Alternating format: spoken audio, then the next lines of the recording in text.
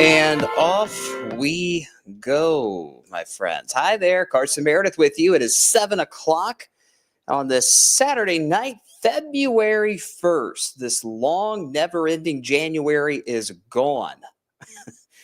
Thank goodness, right?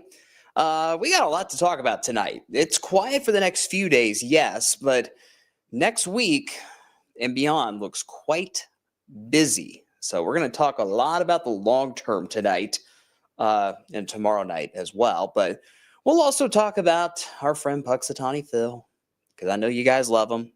Meteorologists have a complicated relationship with him. We'll give you a look at what the weather's going to be like up in Pennsylvania and what Groundhog Day looks like for us as well. So let's go into the comments. Who's watching tonight? Eli says hello. Clayton on YouTube says hello. Daniel's watching us down in Monticello. Hope all's well down there in southern Kentucky, my friend. Angela says good evening. Hope you're well. DJ King up in Jennings County. Shout out. Hope you're well as well, my friend. Jay says good riddance January. Yes. Goodness.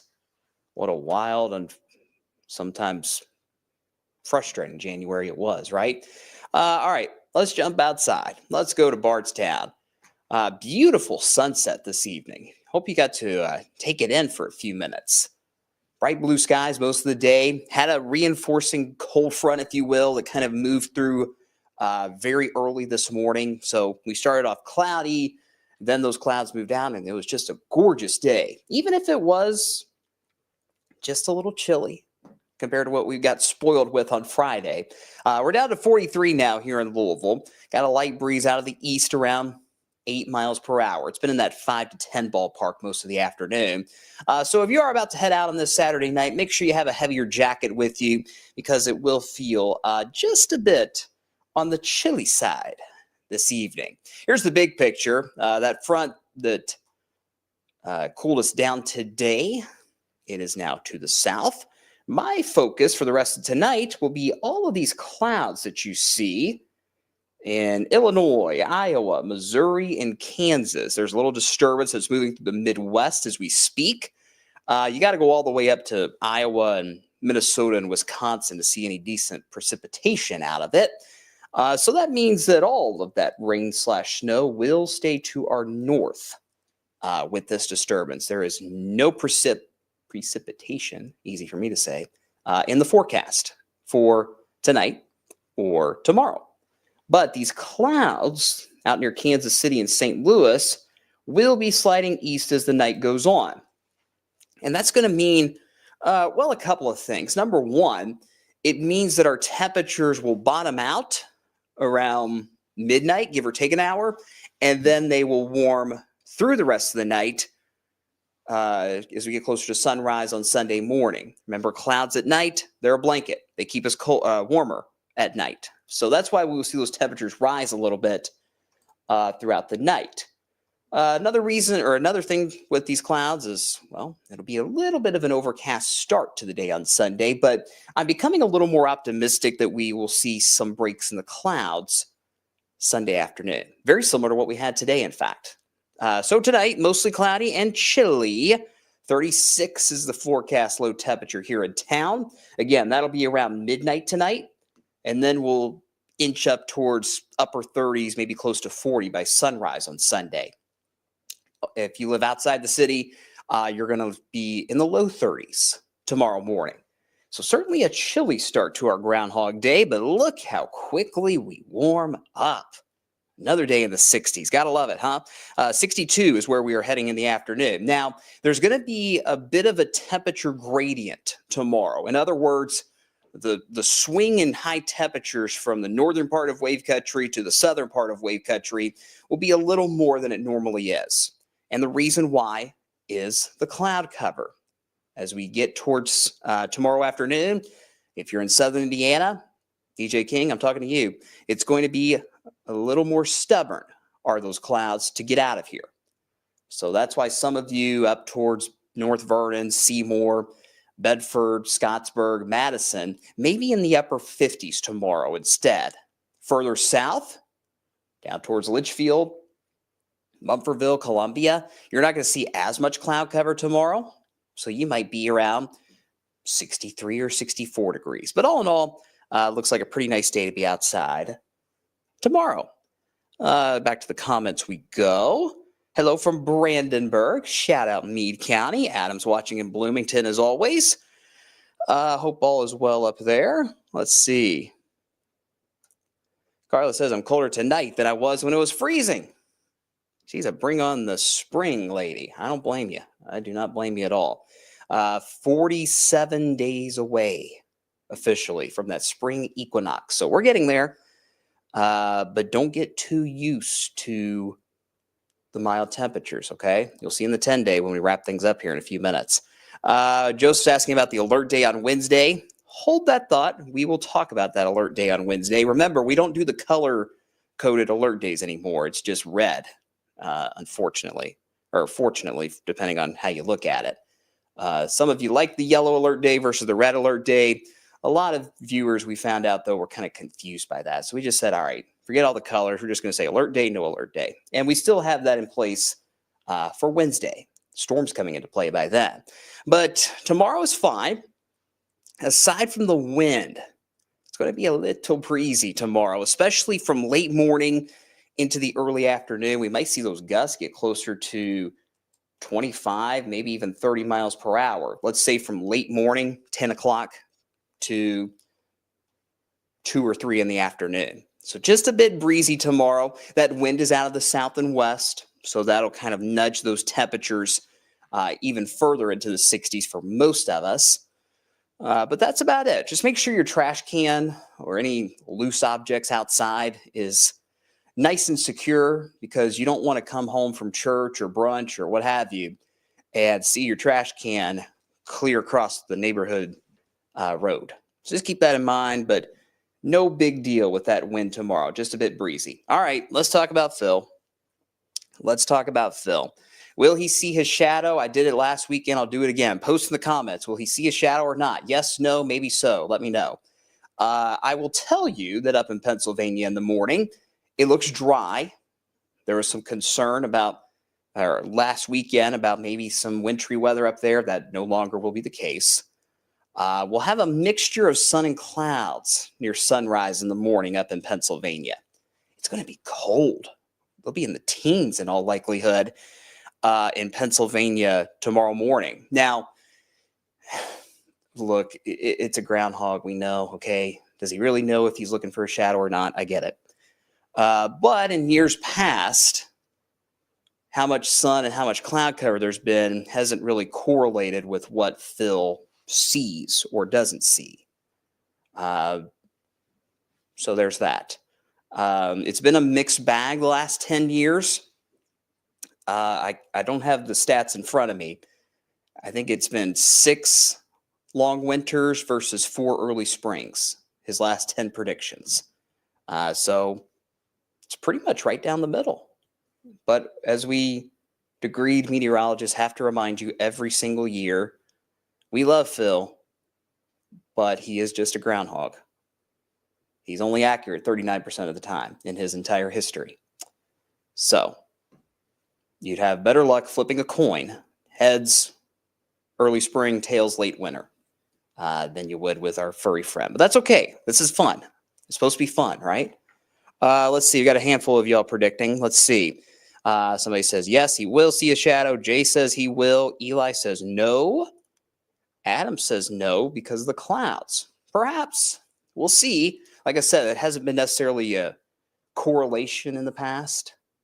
But we'll see what happens with old Puxatawny Phil tomorrow morning. We'll be live on the air on Wave News Sunrise tomorrow morning around, I think it's 7:20 when he usually comes out of his burrow. So tune in. We'll have those results as soon as we get them from Puxatawny, Pennsylvania tomorrow. Okay, so we talked about here in Wave Country tomorrow. It's warmer and it's breezy. Nice day for the most part. If you like tomorrow, you're going to love Monday. Lots of sunshine, a few clouds, especially later in the day. But look at these temperatures Monday. This will be the warmest day of the year so far. I know it's February 1st. I know the year is young. But hey, given how cold it was in January, I'm excited about this. 67 on Monday here in Louisville. Most of us will top out in the mid-60s. But if you get down into southern Kentucky, let's say Litchfield, E-Town, Bardstown, South, I am not going to rule out some spots near 70 as we get towards Monday afternoon. Mumfordville, Columbia, I think have a very good chance of hitting 70 for the first time this year. Campbellsville, Lebanon, Litchfield, E-Town, Bardstown, maybe even as far north as Fort Knox and Tell City have a chance to hit 70 for the first time this year. Some exciting stuff for Monday. Stays nice and quiet. Nice and quiet. I forgot to look at the records for Monday. I'll have to double check that, but it's definitely close to record territory. Let's see. More groundhog predictions. EJ King says he'll see snow. He might. They've had a lot of melting lately, but I don't think they've had as much melting as we have. So we'll see. Angela says maybe he'll see his shadow. Tanya says no. And Karen, of course, reminds us either way, yeah, we still technically have 6 weeks of winter left. March 20th. Carla says he will see his shadow. So, yeah, kind of a mixed bag as to what he may or may not see our old friend Phil tomorrow morning. All right, so we talked about the short term. Milder and breezy tomorrow, much warmer on Monday with a lot of sunshine. Pick of the work week is Monday because we've got some big time changes to talk about for the middle part of the week and beyond. Yes, that alert day is in place for Wednesday.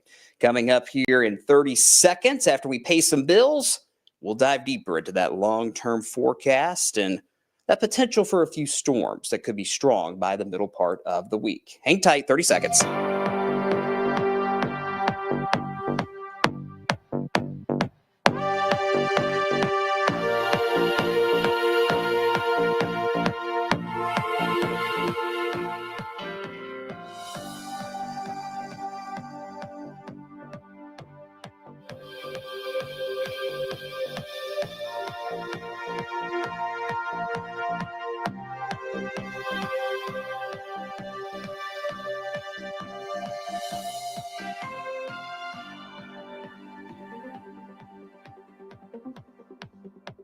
All right, we're back.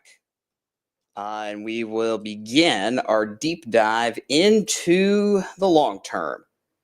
because it is busy. Let's start off with Wednesday. That is the alert day that we have in place. This is a complex setup in a couple of different ways. One that, quite honestly, has become even more complex looking over the data today. You've got complexities with both Wednesday and Thursday. We're going to have rain in all likelihood both of those days. Storms are possible as well. But the first part of this, on Wednesday, the alert day, is going to come down to the exact placement of the warm front that will be trying to move into wave country by then.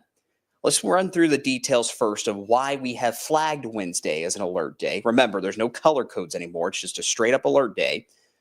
We will likely see those thunderstorm chances go up late Wednesday. What does late Wednesday mean?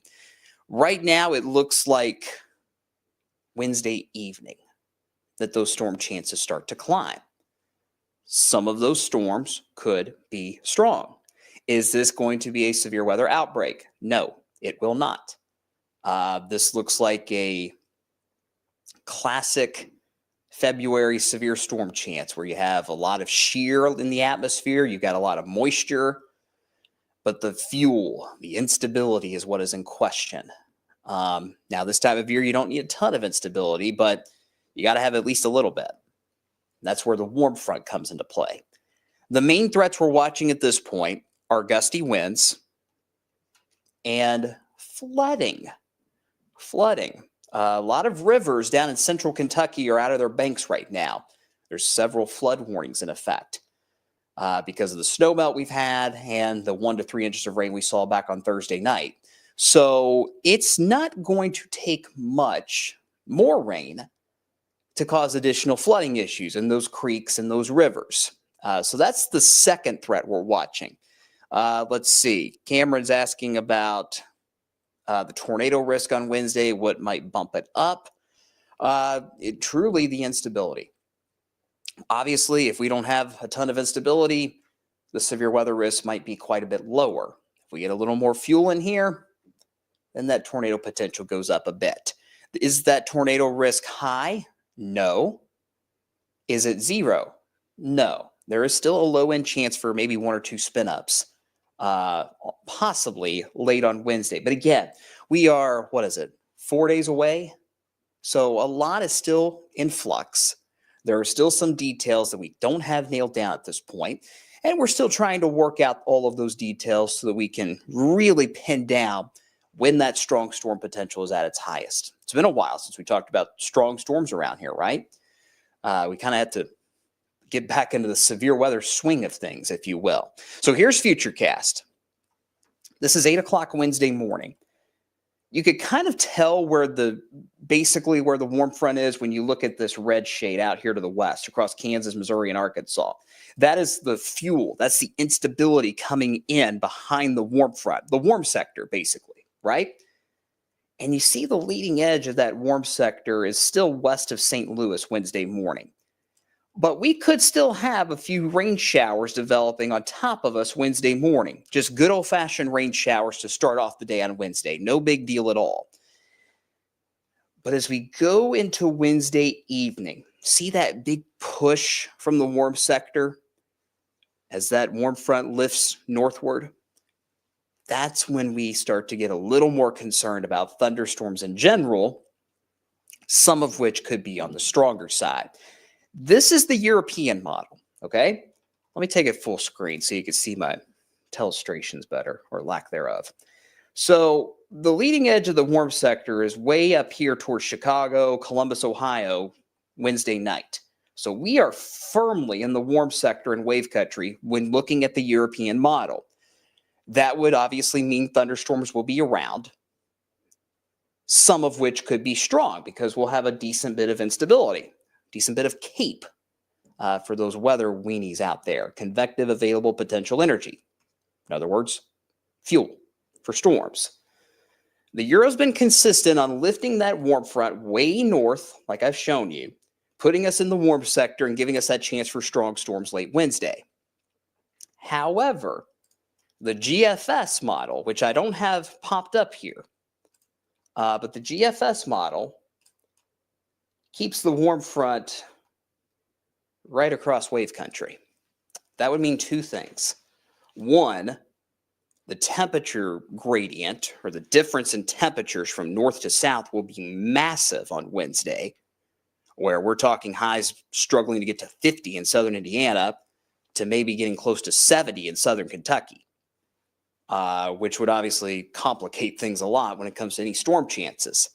But if that warm front does stall out over us, that fuel, that warm sector, won't be moving in quite as much as we thought. And that would really kind of kill off, for lack of a better term, the severe weather potential. And that's really the big sticking point with the forecast for Wednesday at this point, is where is this warm front going to go? Is it going to go way up here Wednesday night? Or is it going to get hung up nearby? If it gets hung up nearby, that's a good thing. We'll just have showers and a few rumbles of thunder. Not much of a severe weather threat. If that storm, or if that warm front tries to lift further north, then that storm chance goes up just a little bit. Okay? So there's that. Nancy says she doesn't have sound on Facebook. Let me know if you guys can hear me on Facebook. I want to make sure we don't have any issues. Everything looks good on my end. So let me know.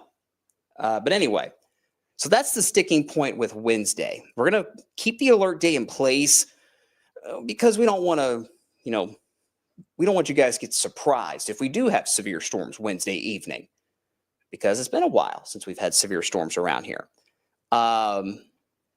Okay.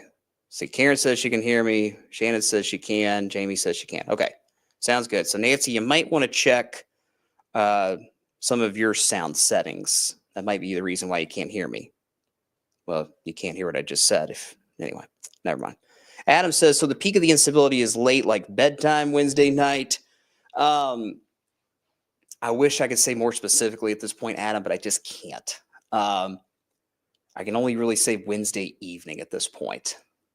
Hopefully, in the days to come, we can get more specific on that timing. We will get more specific on that timing. But right now, it just looks like Wednesday evening in particular. All right.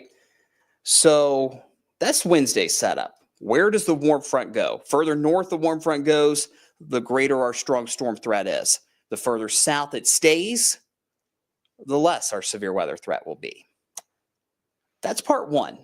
As we get towards Thursday, then we turn our attention to a cold front that will sweep through the region.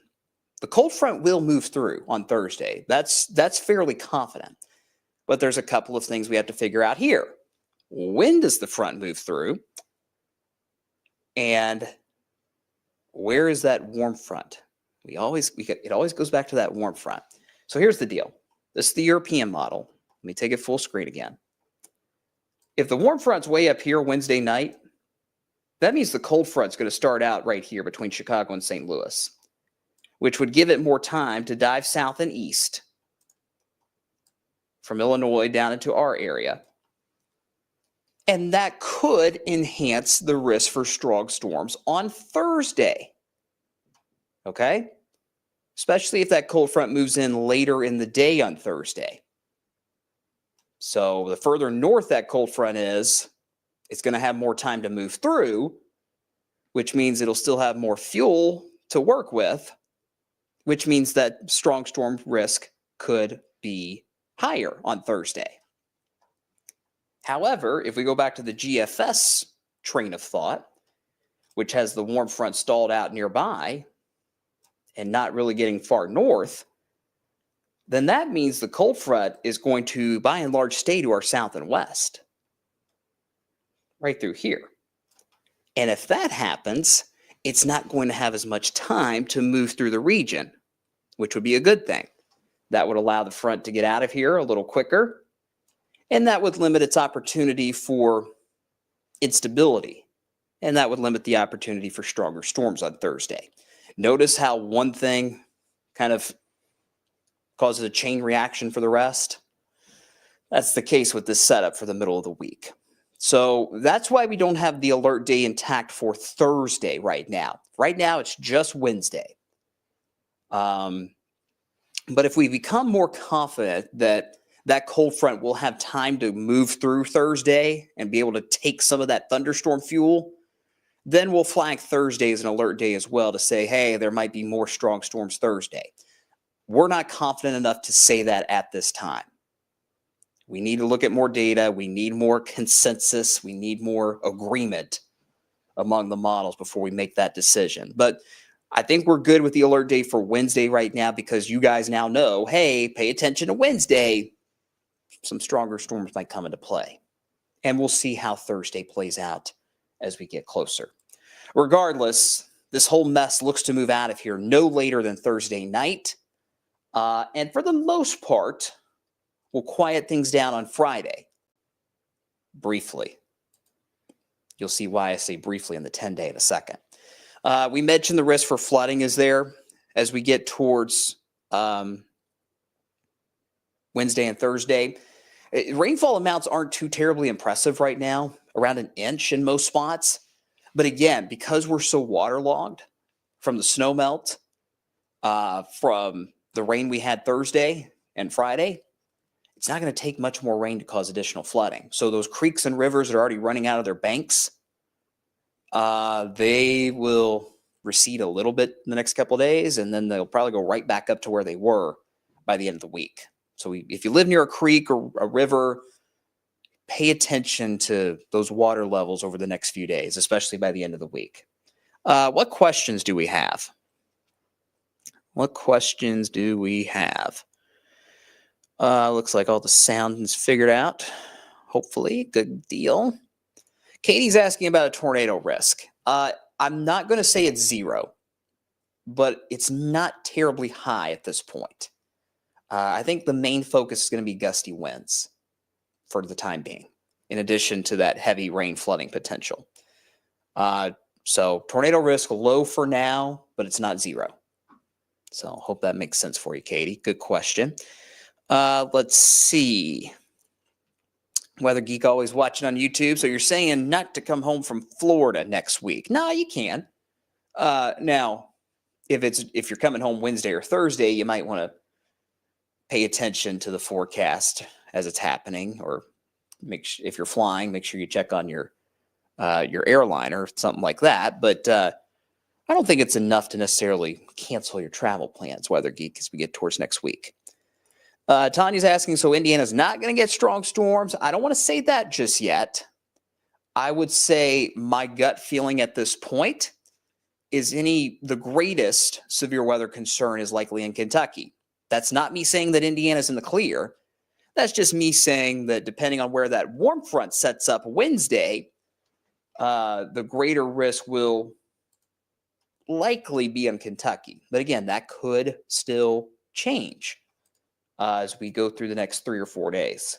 I'll leave that and give you a future cast up so you guys can kind of digest it for a minute. Adam says he's still got a pond in his backyard. Angela says her yard is very squishy and soggy. Yeah, and that's why the flooding risk is a little bit higher this go round. The threshold to see flooding is lower, which means the flooding risk is higher. It doesn't take much more rain to cause more problems. I'll take thunderstorms over an ice storm any day of the week. Amen. Amen to that. Michelle is asking about next Saturday, having a birthday party. All right. Good question. Let's jump to the 10-day because we're winding things down here in our chat tonight. Give it just a second to pop up here. Saturday next week does look a little dicey. Not necessarily from a severe weather perspective, but there is another storm chance that we will be watching on Saturday, next weekend. Not tonight, next weekend. You see that here on Futurecast. We get towards Saturday afternoon. Scattered showers and storms move in. And this is very, very early in the ball game here. You think it's early in the game for Wednesday and Thursday? We are not even at kickoff when it comes to this setup next weekend. But there's been consensus for a while that next weekend we'll have something around, likely showers and thunderstorms. Don't see much of a severe weather threat at this point. But here's what's going to give us some trouble as we get towards the end of next weekend and into the following week. The front moves through for the big game on Sunday of next week, next Sunday. Goodness, I can't talk. I apologize. So the cold front moves through. Next Sunday looks cooler, and there's a chance for some lingering rain showers might be mixed in with a few snowflakes or sleet pellets next Sunday. Chance is low, doesn't look like a huge deal. We'll watch it. But here's the problem. As you get into next week, the front that moves through game day morning next Sunday will stall out nearby. And when that happens, things get crazy. Things get crazy, and this far out, they get very fuzzy on the extended outlooks. But numerous forecast models, the Euro, the GFS, multiple, and their ensembles continue to suggest that we'll have wave after wave after wave roll through along this stalled front into the second week of February. So I'm talking February 10th through February 14th, Valentine's Day. That week looks quite busy around wave country. And as we go back to the full 10-day here, you notice by the big game next Sunday and the days afterwards, it gets much cooler with highs in the 40s, lows in the 20s to near 30. I'm just telling you guys, this is a perfect setup for some wintry mischief. And I'm not talking just snow. This could be a deal where we go back and forth between precipitation types again. Start with a wintry mix. Maybe it goes to all snow, depending on the timing. Then it warms up to all regular rain. It looks like a mess once we get past Super Bowl Sunday. So stay tuned. That's just kind of the early heads up now. We've got the Wednesday, Thursday storm chances with the alert day for Wednesday. We got a break on Friday. And then another system moves in next Saturday with showers and storms. That front stalls out nearby and kind of gives us that wash, rinse, and repeat weather pattern where we have system after system after system that tries to move through for that second week of the month. And it looks to get colder. It looks to get colder. I'll pull up the 2-week temperature outlook. You can see that colder air likely going to be returning to much of the country as we get towards that second week of the month. And isn't it something? Wave country is always on the battle line between leaning colder than average versus leaning warmer than average. And being on that battle line means that wintry weather potential will come back into play. All modes of wintry weather possibly by the second week of February. So if you're a fan of winter weather, fear not, because we're not done yet. And if you're a fan of spring-like weather like I am, enjoy the next few days. Enjoy tomorrow, enjoy Monday. Because things are getting a little bit crazy as we head later into the month. What questions do we have? Anything? Let's see. DJ King always wanting that snow. Give it back to him. Might happen. Second week of February. Watch it. Ann says, well, it is still winter. Yeah, it is. This happens all the time. All the time. January is cold. We get a little warm up into early February, and then we come back to reality sometime in February. And looks like that's where we're heading again this year. Tanya says, oh, no, please no snow. And look, guys, it's too early for specifics, but just giving you that earliest alert that beyond the big game next Sunday, that following week looks pretty active. Indeed. Sean says, no more cold weather. I know. looking at the ensembles at this point, it doesn't look like extreme cold. It's just going to be colder than what we've been treated to the last few days, right? Let's see. Yeah, I'm with you, Adam. Nice to get a break, at least for a few days. Michelle's ready for storm talk. Didn't Brian have like a mix yesterday? Snow/storm talk. It'll get to full on storm talk soon enough. Soon enough, it will. Kathy's a fan of mild winters. Yeah, we had that last winter, didn't we? Joseph says, we talking severe winter weather, like that big winter storm? It's just too early to say. I think what's going to be concerning that second week of the month is you're going to have multiple types of precipitation again. It's not going to be where it's no doubt about it all snow or no doubt about it all rain. It's going to be a mixed bag of everything. And that's always challenging, as you guys know. But that's about 9 or 10 days away. Until then, we're going to enjoy the mild temperatures tomorrow and Monday. And we will keep an eye on that risk for some stronger storms by Wednesday and possibly Thursday. We'll see storms both days in all likelihood. The question is, how strong will they get? And right now, I think Wednesday has the better concern, but Thursday needs to be watched as well. And as we get closer, hopefully we'll have more consensus and better idea of what's to come by the middle of the week. All right, guys, that's going to do it for tonight. I'll see you on the TV, the old school TV on Wave News at 11. Hope you tune in then. I'll be on Sunrise Sunday morning. We'll have that live Puxatawny Phil update. Does he say late winter or 6 more weeks? Does he say in early spring? We'll find out. Hope you tune in. And I'll be back here on Wave Weather Now tomorrow night, probably around this time, around 7:30 tomorrow night is my goal to be on the air here in our digital studios tomorrow evening. Until then, until we meet again, take care of yourselves. Take care of each other. Enjoy the mild air the next couple of days. And we will have another weather chat around this time tomorrow night. Take care, guys. Thanks for watching. Appreciate you. Good night.